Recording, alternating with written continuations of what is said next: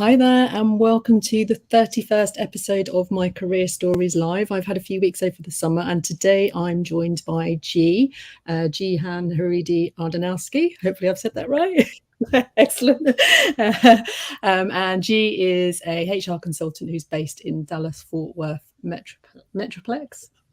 There you go. So welcome, G. Thank you for joining. I didn't prep you with my name, by the way. You just nailed it. So I don't know if you went to that little sound icon as a refresher, which, yes, shout out to the audience. If you ever want to know how to pronounce someone's name, go to that little megaphone thingy beneath our names. But yes, I'm happy to be here, Sarah. Thank you for having me, and welcome back after your summer break. Thank you. So I was looking back, and it looks like we connected in January 21. I think we had loads of mutual connections, didn't we? And I can't remember who connected with who, but it's been really great to have you in my network. So I'm really pleased that you're on today. Likewise. So please do comment to let us know that you're here, where you're joining from. Feel free to ask any questions as you go through or share your experience. And if you're watching on replay, please also leave some comments, and we will come back and pick those up. So I can see we've got some comments already. So we have Kevin. So Kevin is in Dallas also, isn't he? So sipping my coffee, sitting in the front row, waiting for the inspiring energy and Sarah to take the stage. Oh, thank you, Kevin. That's really great to have you here. He's amazing, yes. Oh my goodness, and Lori showed up too. Wow. Thank you. Friends. Yes, hello. And Niraj. So thank you, Niraj, for joining. So yeah, 2 previous guests there. Brilliant. Thank you. Okay, so for anyone that hasn't seen my lives before, basically the basis is I've always been really interested in what people do, why they do it. I like learning about different roles and career paths. That helps me in my career coaching business to kind of give people ideas of what they might want to do. So really it's to inspire thought for people about what they could do and get my excellent guests to give advice on places to source information and share some of their career tips. So I've just seen, Laurie saying she's from Charlotte. So thank you, Laurie. Okay, so let's get started, G. Can you give me a brief intro to you and what it is you're doing right now? Absolutely. And Sarah, thanks again for having me. And my gosh, a brief intro. Let me see if I can abbreviate this because there's a lot going on and all very good. And so, you talk about career stories, and my entire career in itself is a crazy, incredible, amazing journey of a story.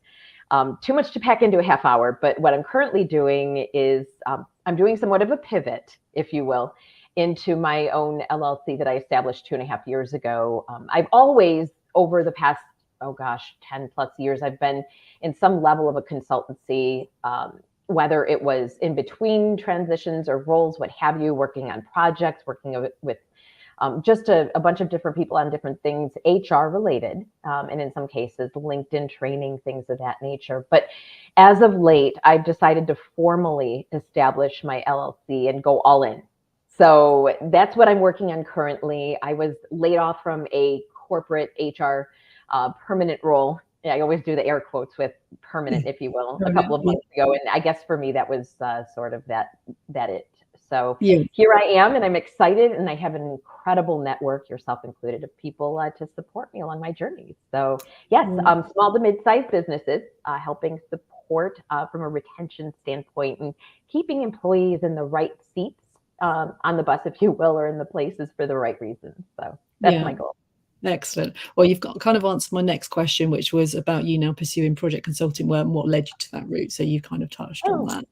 Yes, it was, and it's one of those things where a lot of times online we see people who decide, okay, they've had enough of corporate, or, oh, I don't want to go into corporate, or I want to go make $1 million in 2 months. I mean, we see it all, right?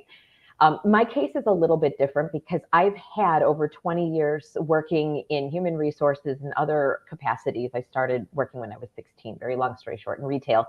And so I've been there, done that. And this is literally the next step in my career. So this isn't just a overnight decision. It's more of I want and need to do this for myself and see what I can do with it.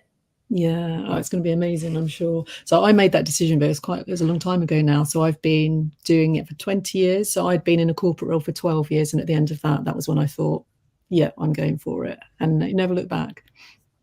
And I love hearing stories like that too, Sarah, because I think people need to be reminded that not everything has to be a failure or a flop or what have you. And people need to not be afraid. That's a big piece of advice today too, is, to not be afraid to consider other options for yourself that will make you happy and fill you with joy. That's a Yeah.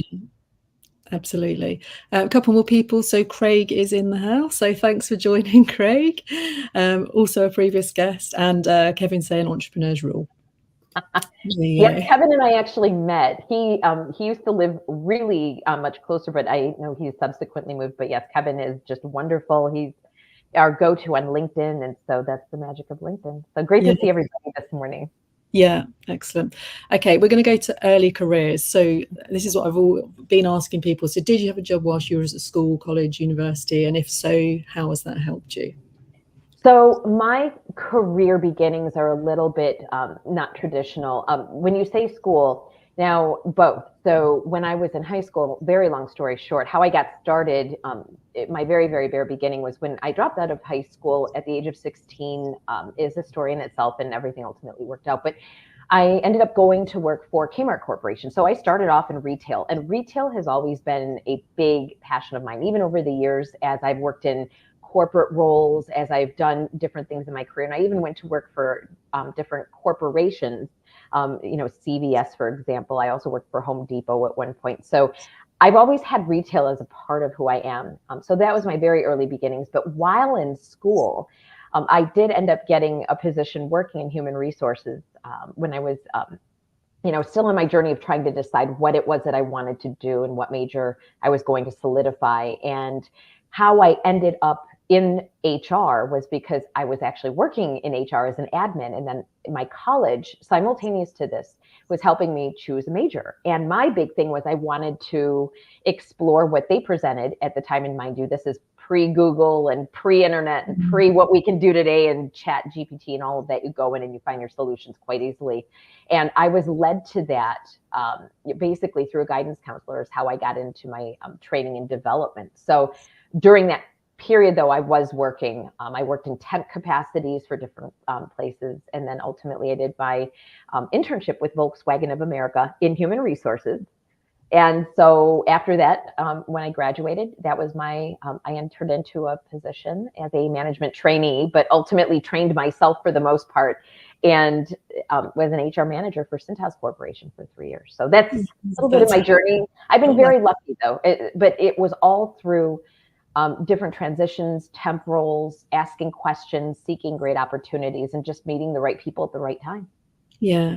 So I always question people on this. So many people say it was all luck. Now, I disagree that it's luck, really, because you've done the right things to get where you are. So, and I think actually one of the comments that you made to me in the chat about this, I think this fits in well here. So building your personal brand is important, is seeking opportunities, paving your path, nothing's permanent. So I think it seems like you've had that kind of mentality right from the start. You know what, Sarah? Wow, that's a whoa moment in a good way. I think because, wow. So my career, I love talking about my journey because it's literally an LOL story. I have met so many incredible people over the years. I still know from 20 plus years ago when I was either temping or permanent, what have you, and laughing about some of these companies that, we've worked for and sharing these stories of what have you. What they all come back to, though, is that nothing is permanent. And really establishing yourself, your brand, and your fine lines, your hard no's and your hard yeses, and what will be acceptable, what won't be acceptable, what your values are, what you want. And nowadays, I mean, we can have another whole hour-long discussion on this alone, but with the whole remote back to return to office transition, there's a lot, there too. And so really knowing what you're looking for longer term. And nowadays, like I said, it's very different from what the career search was for me 20 some odd years ago. So lots of opportunities, but it really does come down to knowing yourself, what you want. And that way you can better articulate that to people too, because I've stammered through that. When people say, gee, what are you looking for? I still remember, speaking of Brenda Meller, I still remember 3 years ago being on a show. At the time I lost another job. And I'd been laid off due to COVID. And I remember at the time, what am I looking for? And she asked me that on camera. And I thought, whoa, how can we help you? And Brenda's Brenda. She's incredible. So Brenda, if you ever catch this. but I remember in that moment trying to articulate what is it that I'm looking for. And plus also being willing to accept the fact that you need help from people. And there's a way to ask for it, but just being open to possibilities. So long Yeah. answer to your short question, Yeah. but yes, Yeah. it comes down to establishing yourself and what you want and what you know you don't want. And that's really important. Definitely. And I think your point there about knowing that you need help and asking people for help. And I think that is a big stumbling block for a lot of people, that they don't want to ask for help. But I always say to people, but imagine you're the one that's being asked for the help. And of course you would give it. So why wouldn't they? Someone else said that exact same thing to me 2 days ago. I was having Really? a conversation about this very thing. Yeah. And the person said to me, well, gee, how would you feel if someone came to you and asked for help? And of course, I mean, it depends on the person, the situation, but 9 times out of 10 in a heartbeat, let me at least try to help you. If I can't help you, let me see if I can find someone else who can. Yeah. So absolutely. And so it goes back to that grace that we give to other people that we need to give to ourselves. And we forget that. So yeah. No, that's good. Well, I've got a few more people joining. So we've got Ahmad from Saudi Arabia. So thanks for joining. John, who's in Chicago. So John's been on my career story as well. He's on my second week. We've got Niraj talking about Kevin. We've got Marjolaine coming a few minutes late. Hi, thanks for joining. And then Daniela says that's so true. So I'm not sure what point that was, but all of it was true. So, and then Craig is saying you've left so many incredible impressions with others, G. One of those is right here in Scotland. So there you go. Lots of love out there. You know what? At the end of the day, that's the whole point of the career journey. We will have so many ups and downs, highs and lows. And that's why I am heavily focused on LinkedIn and maintaining your network and making sure that even when you go back to work, even if you're not spending hours a day on LinkedIn, as sometimes we can do if we're not actively working, but to remember that even a few minutes a day to stay in touch, it does a lot. It means a lot. Yeah, it does. Yeah. More for it. For sure, definitely. So I just want to quickly go back to retail. So do you think that working in retail helps you to kind of understand people a bit or anything like that? Well, you know, the one thing about retail, and it's not too dissimilar from other professions of, say, even call center or being customer centric, you know, customer focused, frontline, it's not for everybody.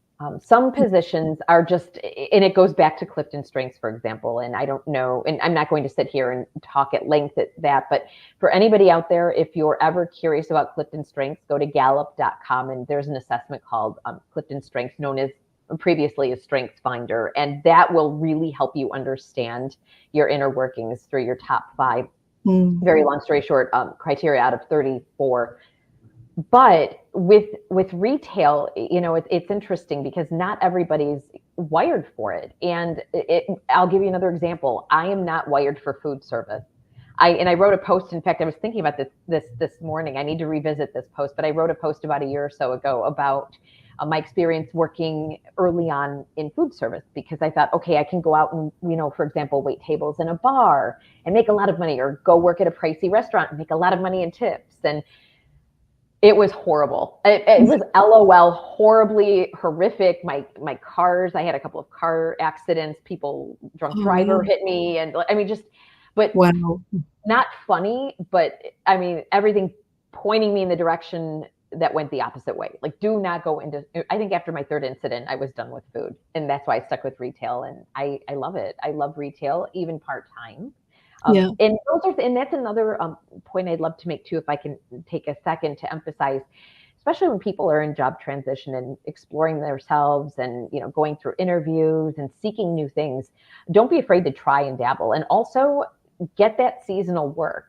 If you think retail's a place that you might be happy to even have a few hours a week in front of people and interacting, engaging, it's a wonderful opportunity to, you know, interact with people and see if it's really ultimately what you want, because not every people facing position is for everyone, if you will. So yeah, I know I worked in a shop when I was, you know, whilst I was at school, and I found Christmas time was really interesting to see what people are like. So people that had left their shop until the last minute and then get really angry, and I think teach time management, really, doesn't it? Okay, so if you're going to get stressed, plan in advance. Don't leave it till that last minute. Okay, so Marjolaine's saying here, you can even reverse this. How would you feel if that person who badly needs your help doesn't dare to ask you for your help? So yeah, that's a really good point, isn't it? How would you feel? I mean, yeah, and again, it like anything, I try to keep in mind that we're all coming. I mean, number one, we're all human, right? We're all coming from a place of something, and I write a lot about this topic in terms of remembering that, and call it the empathy, if you will. We all have those needs, and I'm sorry, is it Marjolaine? Is that how you pronounce it? Yeah. Marjolaine. Hi, Marjolaine. But yeah, it's interesting because all of us need help at some point. And my thing is, I'm always asking the question when I interact with people, how's your energy? How are you doing? If there's a way to help, I try to help to the best of my ability. But then I've also had the people who've reached out for help, I respond and I offer suggestions and I never hear from them again. So I've had some hits and misses with the help piece.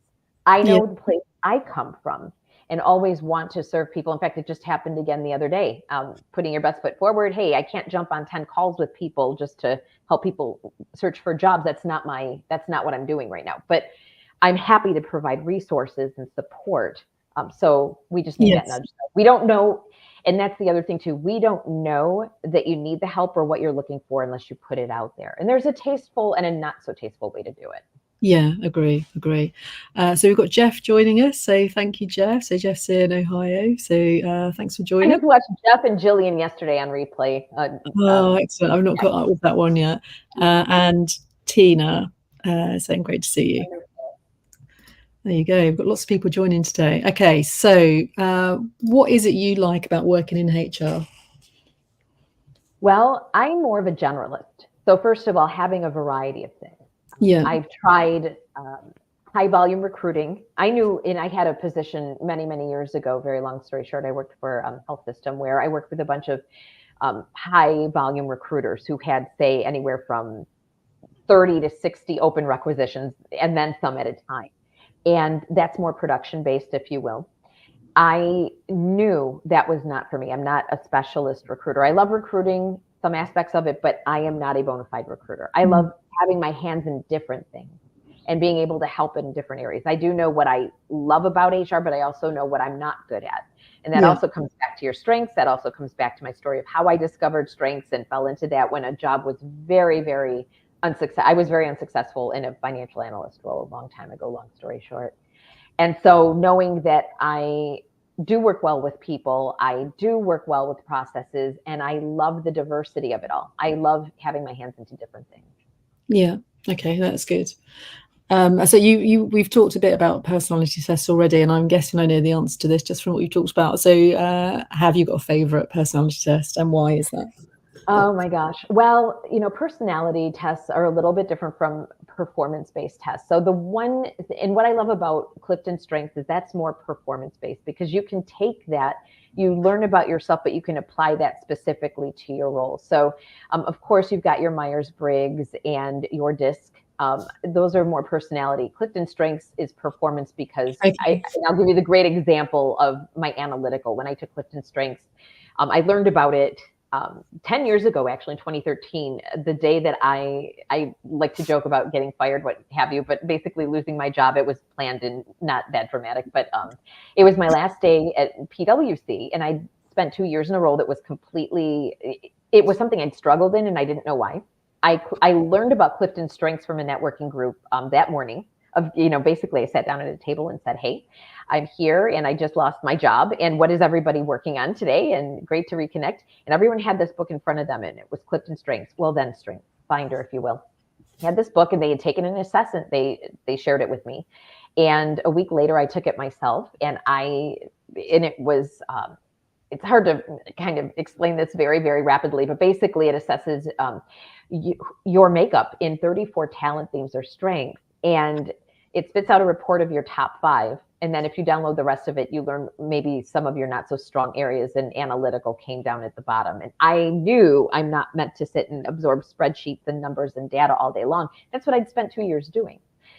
And that also, because I have that story, that is why that is a huge, huge deal for me. And the UMAP that I'm now certified in, and Lori Knudsen, who's also on this call today, cheering me on as always, she was one of the very first UMAP certified coaches, and it takes Clifton strengths and expands upon that. So when it comes to careers, it's an important tool that can be used to help people understand not just their strengths, but your skills, your values, your personality, and how all of that bundled together can help you with your next opportunity. So there's a few different, I know there's a bunch of information rolled into that, but just to share with you why I'm so passionate about that is because people can mitigate those career moves and mistakes if you really take an opportunity to understand yourself, what you're good at and what you're not so good at, and what you love and don't love.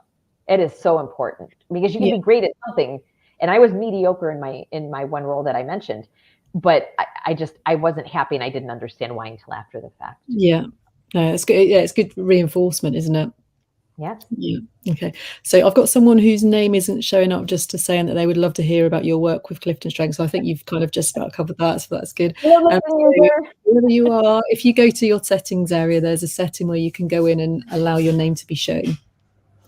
And I'm guessing that's the same person. So I'm sure if Jeff's still watching, he can put instructions on how to sort that out for you. Okay, so I also saw that you've done a few voluntary roles. So what is it you get out of those kind of voluntary roles? Volunteerism? Volunteering. Is it? Oh, yeah. Okay. When you said voluntary, when I think of voluntary versus involuntary, I think of involuntary. Yes. That's where my head goes. Thank you. No, so you do mock interviewing. I've been a volunteer in different things since I was a teen. And it's been everything from, food service to what I'm currently doing with Dallas HR. I've taken on a couple of different roles, just helping with some of the clerical work, reaching out to some of our newer members and helping support on that. So that's what I'm currently doing. And really what I get out of it is being that touch point for people who might not always, have that touch point. Yeah. And, even I'll give you another great example. It wasn't necessarily, a volunteerism role, but years ago, I remember I raised money for Alzheimer's, and Alzheimer's for me, and I really need to do more with this, but it's such an important cause and something that it's there for everyone to, everyone has exposure to it. I hate to say it that way, but there's a lot there. So when you get involved in, fundraising, it's fulfilling. Sorry, I'm not articulating myself very well, but it's just that feeling of being fulfilled, helping others in need. And these are important things on whatever level you want to see them at. So it comes back to what it is that you're passionate about. I've given time and energy to things that didn't serve me. And also too, that's another lesson, and could be another show, that you want to make sure that you say yes to the things that fill you, and that you need to be firm and strong about what doesn't fill you and give you joy, to allow room for the things that you'll be amazing at and can better support. Yeah, excellent. And you build up your network even further. Thank you. Okay, so everyone I've spoken to so far has talked about their values when looking for work, whether that's a permanent position or kind of clients you want to work with. So do your personal values have an impact on the type of organization that you will work for or with? What I was thinking about this question, just in terms of, values, and everyone can see that question differently. I've worked for companies in the past where, you put your values and your mission and all of that on a wall. And sometimes, unfortunately, they kind of, go to the wayside. So yes, you can prep in advance for an interview to say, oh, I looked at your website, I know your values, and tell me about those. I'm speaking as a job seeker. You can ask those questions, then you get there, and do they necessarily practice what those values are? So I have never really taken a position based on a company's values or mission statement, if you will. And I know people who do, and there's nothing wrong with that. I will tell you, the one thing I've learned, though, in all of my crazy topsy-turvy journeys and transitions, my number one value is communication. I don't care if it's good communication or bad communication. Having a hard conversation or a glowing conversation, communication is the one thing that you need no matter what. And I say that because I've had jobs where I had little to no communication with bosses and coworkers. I've had some where it was overkill. You go into meetings, 10 times a day. Regardless, you need to have, you need to establish those. And so one of the things that I try to establish, even just in asking questions in the interviews, as a job seeker, I always ask the question of, hey, what will that communication be like with my boss or with you as my boss, and understanding what the day-to-day might look like. And yes, you can go into an interview with one, leaving it with one expectation, and it doesn't turn out that way. I've had that happen, of course, before. But unfortunately, there's really no way of knowing until you get into the job and do it. And sometimes, jobs can be amazing, sometimes not so much, but everything has been a learning lesson for me. But communication is key. I say, and I know that there's honesty and integrity and all those things, of course, play a role. But if you can't actually talk to a person, you're going to get nowhere. Yeah, agree. And speaking of great communication, so Jeff has, as expected, put down how to get your name on the screen, and Ellen has done it. So thank you, Jeff, and thank you, Ellen. And then great. Consistent, regular, outstanding communication. Very good. Okay, so have you got any advice for people that are maybe starting out in their career that want to get into HR, and how could they do that? The biggest thing is to understand why you want to do it. So early on in my career, when I decided to go with the major that I did, I thought, training and development and speaking in front of people all day. That was the direction that I was intended to go in. And I went to the HRM or HR management side post-graduation. So it's first of all understanding why you want to do it and what interests you about it versus what other people are telling you to do. I will use that advice also for certifications, getting your advanced degree. I mean, again, this could be a whole other hour-long conversation in itself, Sarah, but it's really understanding your why behind it and doing your due diligence. I could talk forever about UMAP. This is not a sales pitch. But UMAP, for example, I tell people constantly, I wish that was a tool that had been around 20 years ago, because had I taken an assessment like that at the time, I probably would have taken on a different direction, or at least understood myself a little bit differently and better in making some of these career decisions. So I think nowadays with college students especially, and by the way, Lori, my friend and colleague, UMAP coach, if you will, she works with college students. So she's a phenomenal resource there too. So I'm just giving her a quick shout because I know she's here today. But one of the things that it's really important to lean into that information early on, because you can save yourself years of headache.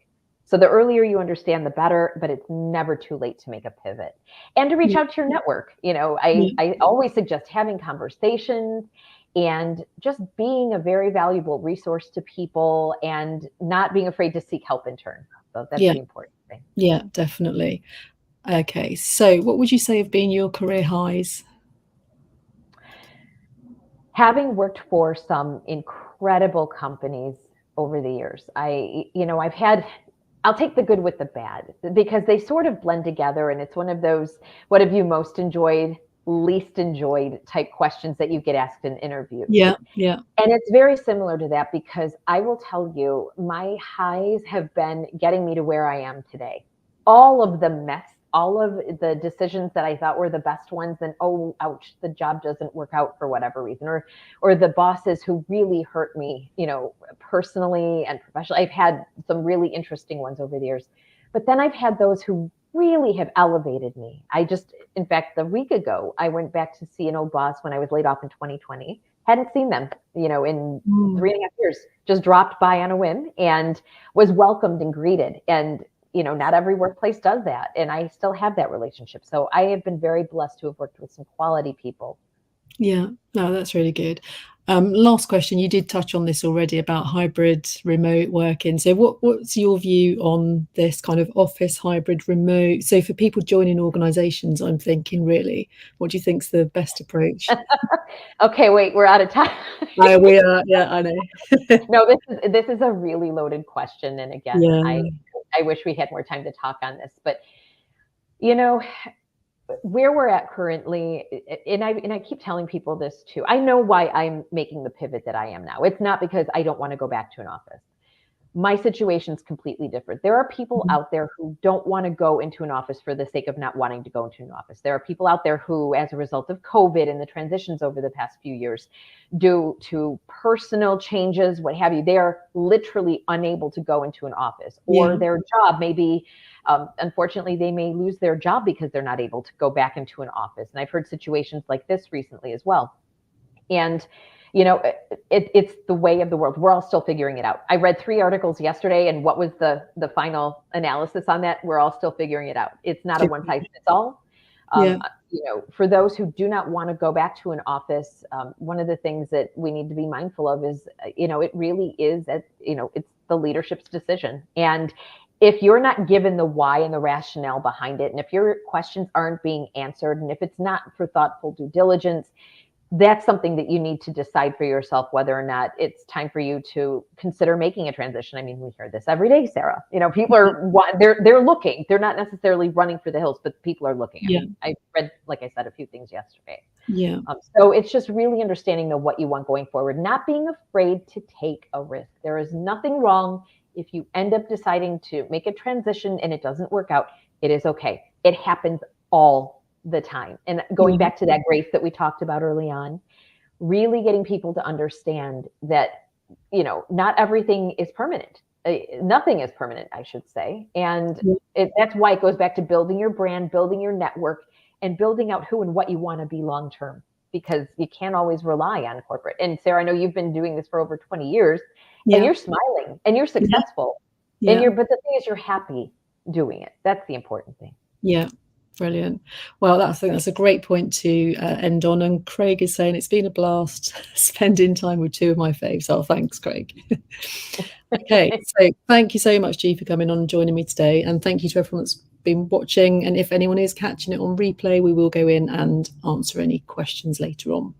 Oh, so and if I can say, if anybody does want to reach out to me, please do so via LinkedIn. That's my primary social media channel. If you send me an invitation to connect, please personalize it. I have been sorting through a lot of blank, generic, naked invites recently. So please let me know that you saw me here today.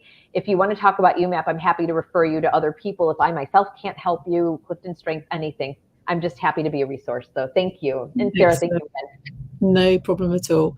So I'm going to be back on the 21st September when I'm going to be talking to Jo Wilkinson, who is an elite GB athlete, also a running coach, and she's passionate about getting women into sport and into sports coaching. So really looking forward to that. That's going to be a really interesting conversation.